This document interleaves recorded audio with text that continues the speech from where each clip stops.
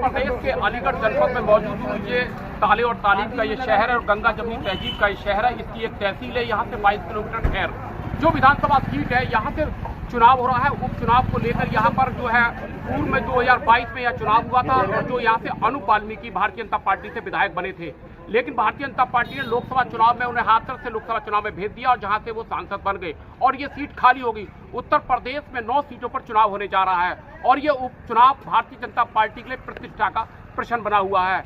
आखिर यहाँ घमासान होने वाला है। मैं इस समय खैर सीट पर मौजूद हूँ। यहाँ से आज जो है भारी संख्या में प्रशासन ने सुरक्षा व्यवस्था की दृष्टि से भारी संख्या में यह फोर्स तैनात कर दिया गया है और पल पल की खबर वो जो है अधिकारियों को बता रहे हैं किस तरीके 66,000 वोट लेकर द्वितीय स्थान पर रही थी।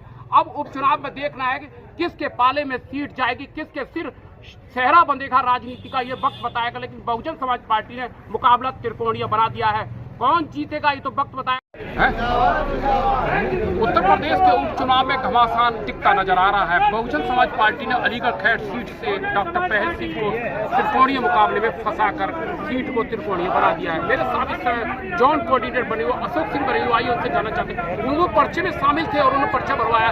देखते किस तरीके से पर्चे में अंतिम दिन में क्या बसपा क्या कर पाएगी। सर, आज अंतिम दिन है और आपने पर्चा अंतिम दिन बनाया, क्या कारण है?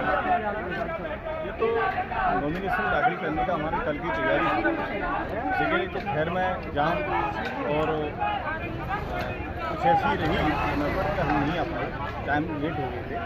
लेकिन आज हमने नॉमिनेशन जो सेटों में दाखिल कर दिया है और हमें आश्वासन दिया है रिटर्निंग ऑफिसर ने कि आपका पर्चा ठीक है। क्या 2002 की तरह परचम लहराएगी? प्रमोद गौड़ यहाँ से बसपा के विधायक बने। 2002 में बहुजन समाज पार्टी ने पूरी जिम्मेदारी से चुनाव लड़ा, लेकिन उस समय भी मीडिया हमारे साथ नहीं था। लेकिन ये खैर के जो हमारे जांबाज लोग हैं, खैर के जो बहुजन समाज पार्टी के समर्पित कार्यकर्ता हैं, उन्होंने इतिहास लिखने का काम किया और इस बार फिर उन्होंने मन बना लिया है। हम लोग पूरी तैयारी के साथ लगे हैं और निश्चित रूप से खैर विधानसभा क्षेत्र से हम लोग चुनाव जीतेंगे ही नहीं बल्कि पुनः इतिहास। क्या दलित वोटों का ध्रुवीकरण होगा?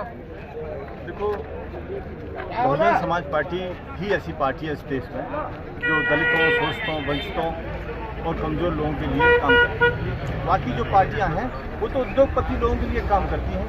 तो जब हम दलितों के लिए काम करते हैं तो निश्चित रूप से दलित समाज के जितने भी लोग हैं वो सब बहुजन समाज पार्टी को सपोर्ट करेंगे। साथ ही जो सब समाज के गरीब लाचार कमजोर लोग हैं वो लोग भी निश्चित रूप से बहुजन समाज पार्टी को सपोर्ट पहले भी किया है और इस बार भी करेंगे।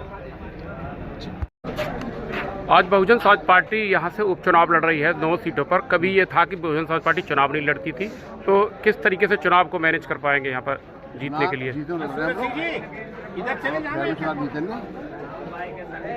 2002 की तरह परचम लहराएंगे क्या? बिल्कुल 100%।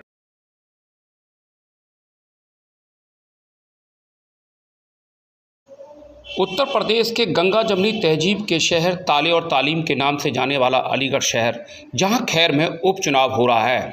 उपचुनाव में वैसे तो 5 प्रत्याशी मैदान में हैं, लेकिन खैर विधानसभा में मुख्य मुकाबला बसपा, सपा और भाजपा के बीच है।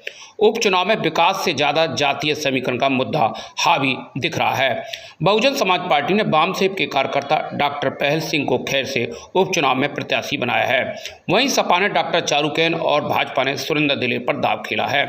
खैर सीट जाटों का गढ़ कही जाती है, लेकिन खैर सीट पर सभी राजनीतिक दलों का जोर रहा है। सभी दल यहाँ से जीत का हासिल कर चुके हैं, लेकिन समाजवादी पार्टी पहली बार जीत का सपना देख रही है और मुकाबला कांटे में किए हुए है। जैसे जैसे त्योहारों का चहल पहल खत्म हो रही है, वैसे वैसे खैर सीट पर क्षेत्र की जनता नए विधायक का इंतजार कर रही है। आखिर खैर का विधायक कौन होगा? वहीं बसपा 2022 से जीत दर्ज कर फिर से चुनाव मैदान में दिन रात एक किए हुए है और कार्यकर्ताओं के साथ क्षेत्र में मेहनत कर रही है। गांव-गांव जाकर बसपा के लिए वोट डालने की अपील भी कर रहे हैं। बसपा के डॉक्टर पहल सिंह कार्यकर्ताओं के साथ गांव-गांव जाकर प्रचार प्रसार करने में जुटे दिखते नजर आ रहे हैं।